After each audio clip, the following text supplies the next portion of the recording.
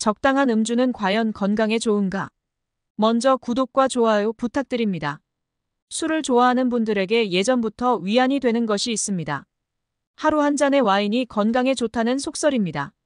그리고 이는 한동안 정설로 여겨졌습니다. 수년에 걸친 많은 연구는 적당히 술을 마시는 사람이 금주하는 사람보다 심장병 및 기타 만성 질환의 위험이 낮고 더 오래 살 수 있다고 밝혀졌으며, 이로 인해 적당히 마시는 술은 건강에 도움이 된다는 믿음이 널리 퍼졌습니다. 그런데 알코올 및 약물 연구 저널에 실린 새로운 연구에 따르면 사회 전반에 퍼진 반주 한 잔은 약주라는 통념은 잘못된 과학적 연구에 기반하고 있다고 밝혀졌습니다. 최근에 술과 건강과의 관계를 연구한 캐나다 빅토리아 대학교 소속 캐나다 약물 사용 연구소의 수석 연구원 팀 스토겔 박사는 적당한 음주와 건강상의 이점을 연결하는 연구는 근본적인 설계 결함을 가지고 있다고 지적했습니다. 적당한 음주의 건강상 이점을 제안한 대다수 연구는 일반적으로 노년층에 초점을 맞추었고 사람들의 평생 음주 습관을 반영하지 않은 것으로 밝혀졌습니다. 그로 인해 적당히 마시는 중간 정도의 음주자는 건강 문제로 술을 끊었거나 줄인 금주자 및 간헐적 음주자와 비교되었습니다.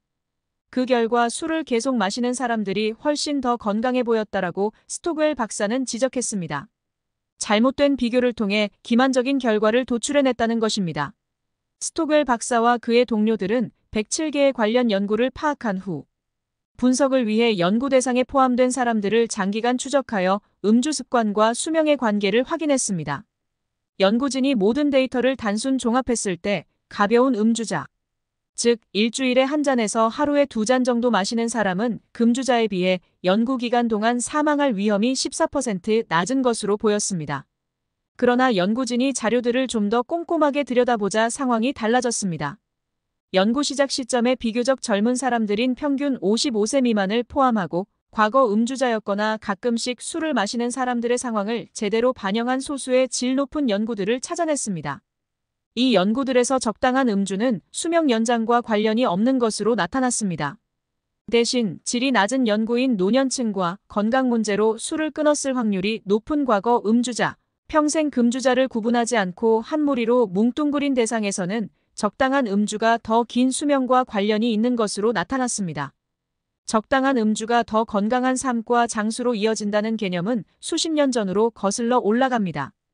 스토겔 박사는 1990년대에 널리 퍼진 이른바 프렌치 패러독스, 즉 프랑스인의 역설을 예로 들었습니다.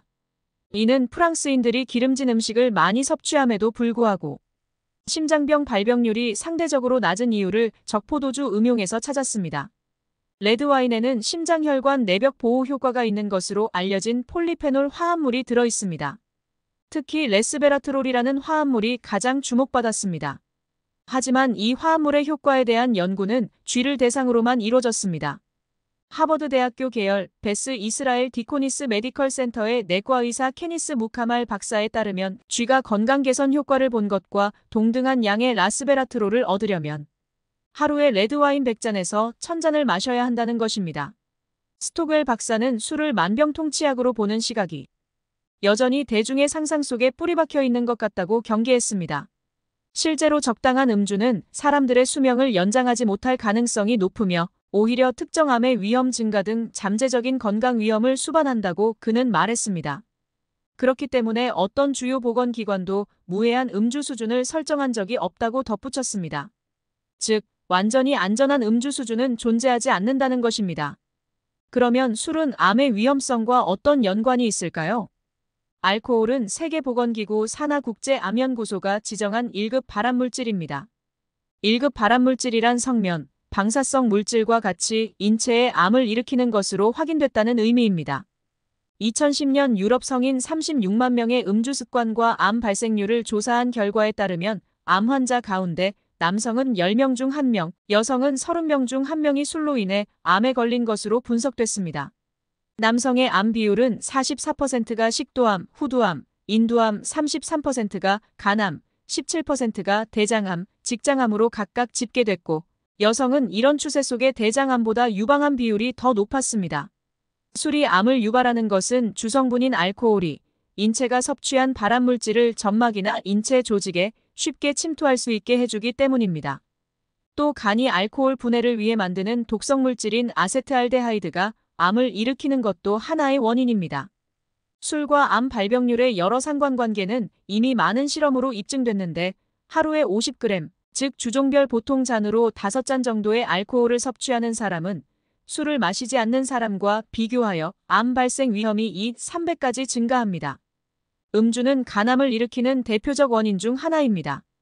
알코올을 많이 마시면 간에서 지방 합성이 촉진되고 에너지 대사가 제대로 이루어지지 않아 지방간 상태가 됩니다. 이런 지방간이 악화하면 간세포가 파괴되고 알코올성 간경변증, 간암으로 발전할 수 있습니다. 알코올이 대장암과 유방암 발병에 관여하는 것도 잘 알려진 사실입니다. 유방암의 경우 알코올이 암 발병 위험 인자인 여성 호르몬 농도를 증가시킵니다. 통계적으로는 매일 맥주 한 잔을 마시면 유방암 발생률이 3-4% 정도 높아지는 만큼 약간의 술을 마시는 여성들도 세심한 주의를 할 필요가 있습니다. 술을 마실 때 술과 직접 접촉하는 부위인 식도와 구강, 인후두는 더욱 위험한데 이들 암은 소량의 음주만으로도 발암률이 높아집니다. 실제로 하루 한 잔 정도의 음주만으로도 식도암은 30%, 구강암과 인후두암은 17%가량 각각 발생률이 높아진다는 연구 결과도 있습니다. 이런 연구 결과를 바탕으로 보건복지부와 국립암센터는 국민암 예방 수칙을 통해 하루 한두 잔의 소량 음주도 피하라고 권고한 바 있습니다. 질병관리본부의 발표에 의하면 우리나라는 한 해 3,000명 이상이 음주 때문에 암이 발생하고 1,000명 이상이 음주에 의한 암으로 사망하는 것으로 나타났습니다. 술의 나쁜 점은 그 외에도 많습니다. WHO 보고서에서도 밝힌 바와 같이 알코올은 전 세계 차 사고의 20%, 살인의 24%, 자해의 11%, 익사의 10%, 추락의 7%, 약물 중독의 18%, 간질 발작의 18% 등 이루 헤아릴 수 없는 많은 불행을 초래합니다. 특히 만성시형 간염 환자의 경우 알코올 섭취 때 간경변증이나 간암 발생이 촉진되는 만큼 술을 절대로 마시지 말아야 합니다. 그리고 술은 남성보다는 여성에게 더 위험한 것으로 나타났습니다. 여성에게 술은 어떻게 해로울까요? 미국에서 여성에게 두 번째로 흔한 질환인 유방암은 음주로 인해 위험성이 증대될 수 있습니다. 유방암의 위험성이 높은 여성은 음주를 해서는 안 됩니다. 여성은 같은 양을 마신 남성에 비해 간경변과 같이 알코올과 관련된 건강상의 문제가 더 빠르게 나타날 수 있습니다. 마지막으로 강조할 것은 알코올이 임신 중 태아에게 심각한 손상을 줄 수 있다는 것입니다. 음주가 심장질환의 위험성을 낮춘다는 것이 사실일까요? 적당량의 알코올을 마시는 것이 관상동맥 질환의 위험성을 낮출 수 있다는 보고가 있습니다. 그러나 과음하는 것은 암뿐만 아니라 고혈압, 뇌졸중, 심장질환, 출산 문제, 췌장의 염증, 뇌와 심장의 손상, 영양실조, 골다공증, 그리고 여러 가지 사고와 폭력 및 자살의 위험성을 높입니다. 심장질환의 위험을 줄이기 위한 더 나은 방법으로는 운동, 적정한 체중 유지, 식이포와 지방산 줄이기, 혈압관리, 그리고 금연하는 것들이 있습니다. 결론적으로 술을 마시지 않은 것이 가장 좋으나 사회생활을 하면 어떤 이유로 인하여 술을 마십니다. 그래서 술을 마시되 최대한 절제해야 하는데 술을 절제하기 위한 생활지침이 있습니다. 술을 절제하기 위한 7가지 생활지침. 음주량을 줄이는 것은 암에 대한 위험을 줄이는 것임을 명심해야 합니다. 만일 어쩔 수 없이 술자리를 대하게 된다면 다음 사항을 실천해 보도록 합시다. 1. 술 마시기 전 음식을 먼저. 술을 마실 때나 마시기 전 음식을 먼저 먹는다면 알코올의 영향이 느려지고 사람들의 관심이 음주에서 다른 곳으로 돌려지는 효과도 있습니다. 식사 전에 마실 음료는 알코올 성분이 없는 것으로 선택합니다. 2. 알코올 없는 음료에 길들인다. 술 생각이 날 때는 술 대신 탄산 포도주스나 사이다에 과일 주스를 섞어 마시는 등 알코올 없는 색다른 음료를 개발하여 마셔봅니다. 3. 맥주를 마시고 싶을 때는 도수가 낮은 것으로. 맥주를 주문하거나 살 때는 저지방 우유를 골라 마시듯 저알코올 맥주를 골라 마시도록 합니다. 4. 술자리에서는 무알코올 음료부터. 처음에 알코올이 들어있지 않은 음료나 알코올이 적게 들어간 펀치 음료부터 마시면 갈증이 해소되고 술도 덜 마시게 됩니다. 5. 식사 때 즐기는 반주 한 잔, 반드시 물도 함께. 반주로 와인을 한 잔씩 즐긴다면 반드시 물도 한 잔씩 마시도록 합니다.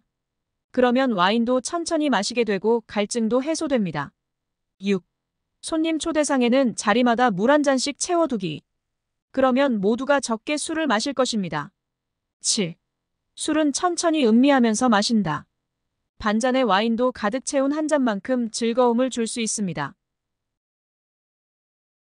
최근에 유명 연예인, 운동선수들, 정치인, 셀럽들이 음주로 인해 인생이 망가지는 뉴스가 더욱 많아졌습니다. 이와 같이 술은 여러모로 건강에 좋지 않고 인생에도 해악을 끼칩니다. 그래서 이번 기회에 큰 맘먹고 아예 술을 딱 끊어보는 것도 좋을 것 같습니다. 구독과 좋아요 부탁드립니다.